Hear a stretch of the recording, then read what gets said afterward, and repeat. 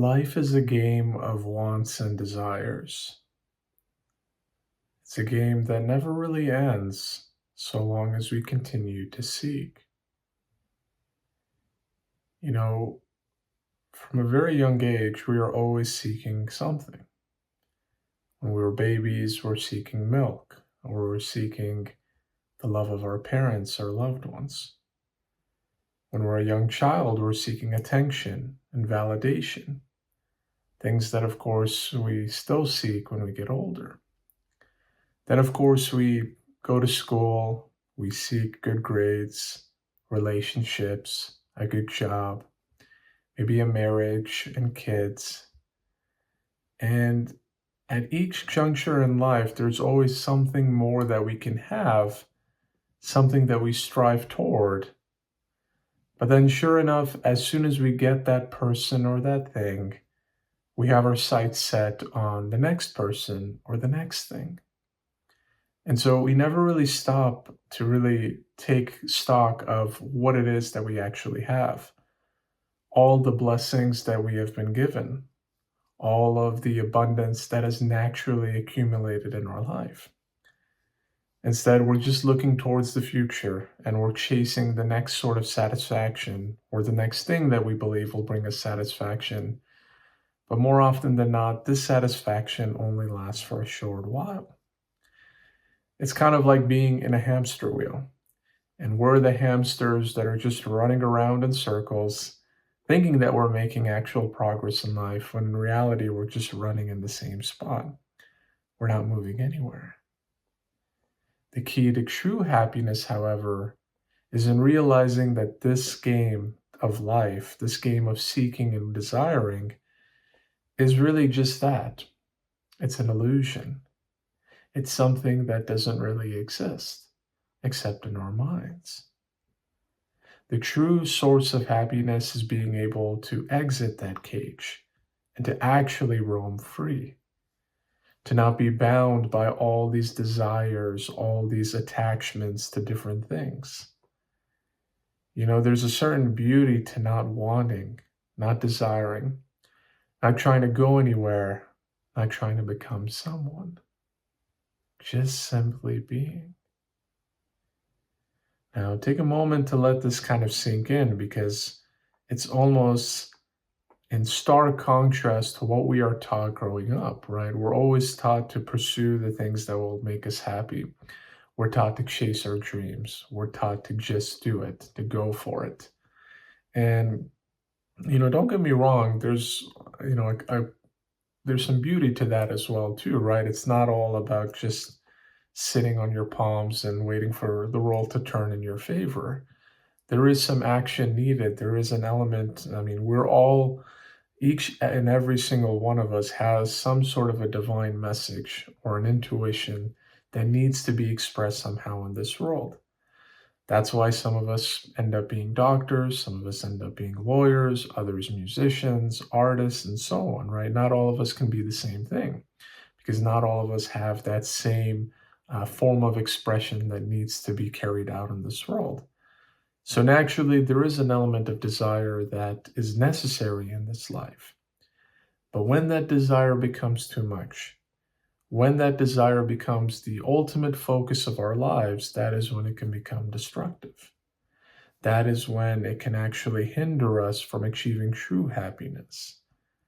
And this true happiness, as I alluded to earlier, comes from not wanting, comes from being okay with what is, surrendering to the flow. Now, you've probably heard or seen this in some of my other videos. I talk about this a lot, right? Trusting the divine plan, trusting God, kind of going with the flow of whatever comes your way. Because more often than not, God knows how our life will unfold better than we ever will. We can certainly try. We've been given the gift to think and to reason, to plan, and in many cases in life, that actually does serve us in the best possible way. But sometimes the best thing we can do is to just silence our minds, to just pause for a moment and to listen to what is actually being communicated within our own soul, what is actually being communicated by God.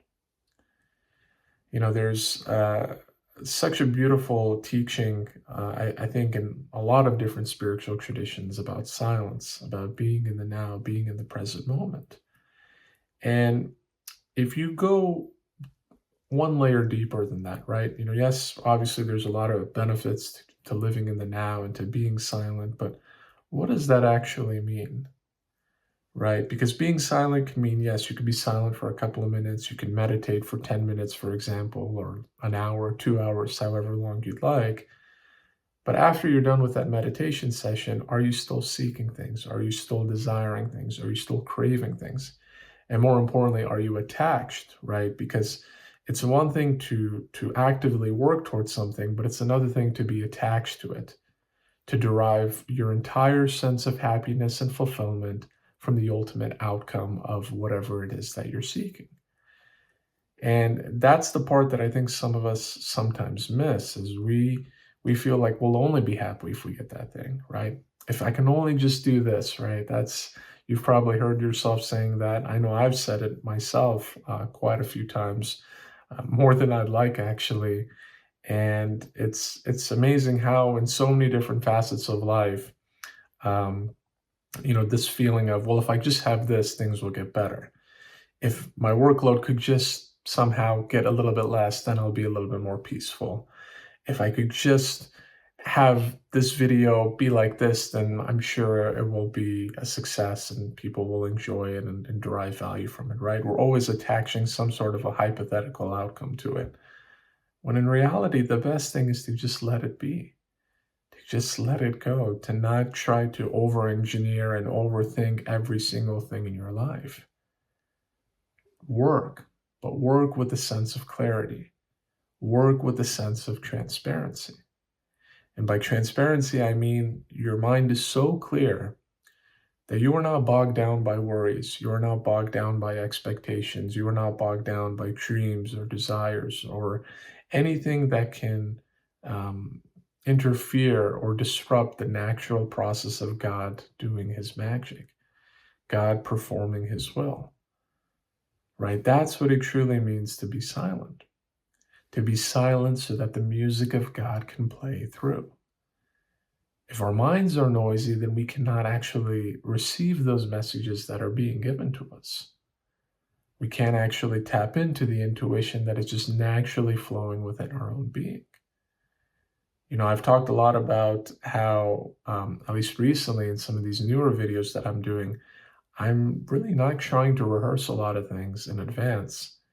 Yes, I have a topic. I might have a few talking points that I like to go over before I hit record, but it's very different from how I traditionally used to do these videos, which is a lot of preparation, a lot of rehearsal, a lot of editing, and so on and so forth. And don't get me wrong, those videos I think did serve a purpose and they're still there. And I'm very happy and honored to be able to have produced them and share them with the world. But I also think there's something really deep and special about these videos that are just kind of off the cuff, that aren't necessarily about machine planning or designing things or crafting messages. It's really just more about God speaking through this person that you're seeing on the screen right now. You know, the way that this video ends up is totally different than I could ever imagine it. But that's the beauty. Life ends up totally different than what we imagine it. We think that that's bad, but in reality, that's the best thing possible. Your life shouldn't end up the way that you think it's going to go. Because the way that you think it's going to go and the way that I think that it's going to go is only a small snapshot of the entire picture. It's only a small speck of the entire world of possibilities that God has enabled us, that God has given for us, right? We're only seeing things through our limited perspective. We're not seeing things from a universal perspective. We're not seeing things from a consciousness perspective, if I can use that word. It's funny, this morning when I woke up, there's this beautiful poster on my wall that my brother actually gave to me, and it's a quote by Rumi, Uh, you guys have probably heard this as well, but you are not a drop in the ocean. You are the entire ocean in a drop. Now, this is obviously a very beautiful quote. As I mentioned, it's a very popular quote. I wouldn't be surprised if many of you have already heard it and resonated with it. But lately, seeing this poster in my room every day, it's kind of brought on a different meaning. It's brought on, obviously the associations, in Sufism is that the ocean is our source, the ocean is God, right? And we are the drop that has been separated from the ocean. And in separation, this drop will evaporate, this drop will disappear, this drop is meaningless. Meaning, if we are attached to our ego, if we see ourselves just as this mind and body, then our life is meaningless. But for the drop or the person who has awakened and desires, and here it is, here's that word again, desires, craves, yearns to be reunited back with God, to be reunited back with Source, well, that person has understood the entire meaning of their life. That person can truly be happy and at peace. And as I mentioned, this quote has kind of expanded in its meaning, right? And when I think about it, if we are the drop and the ocean is God, and we are saying that we are not, you know, one person in the world of God, but we are actually God in the form of one person, well, that totally changes the perspective of everything, right? Because going back to what I was saying earlier, we think that we have a complete understanding of how our life should go. When in actuality, if we can live through the lens of God, if we can completely empty ourselves of all forms of ego, of all forms of attachment and desire, and everything that prevents us from truly connecting with God, well, then God has the wheel. And God is the one driving the ship of our life. God is the one driving this vessel, this vehicle, this entire ocean that we have barely just begun to scratch the surface of. They say that, and this just blows my mind, but they say that we know more about space than we do about, deep undersea. This world that we live in, it's almost entirely covered by water, the majority of it. Our body is almost entirely made up of water. And yet, for scientists to say that as expansive and infinite as the universe is, we still know more about the universe than we know what's underwater. That to me is mind-blowing. And I think that's such a beautiful metaphor for our inner world and our inner landscape, right? We know so much about the human anatomy between, the body and, the different body parts. And technology has come so far these days that we're able to come up with cures for things that we didn't think were possible, 50, 100, even 10, 15, 20 years ago. There's new cures always coming out. Same thing with the mind. We're developing more and more understanding of it. We're able to create chips now that just by a single thought alone can help someone who otherwise couldn't speak or move or talk. And that's of course only been amplified with the arrival of AI and all these other advancements in technology. But despite all of these progresses that we've made, despite all of these advances and developments, we still have barely tapped into the human consciousness. We've barely scratched the surface of the human soul, of who we are at our essence. That's what I hope that this video and all the videos really invites you to explore, is this inner dimension, the real dimension. And this can only happen once you start to let go of all these desires, once you're truly happy just being. And not worrying about if things go a certain way, not worrying about if life takes you on different detours, because guess what? Those detours are there for a reason. If you trust God fully and wholeheartedly, I assure you, you will be taken to where you need to go. And that place is far better than you and I could ever imagine or plan for ahead of time. But it's all about just being happy. You can still endeavor, you can still pursue, you can still seek, but do so with a clear mind. Do so with a clear heart, with a pure heart, not with a heart that says, what's in it for me? Or when will I get this? Or why isn't things turning out the way I'd like?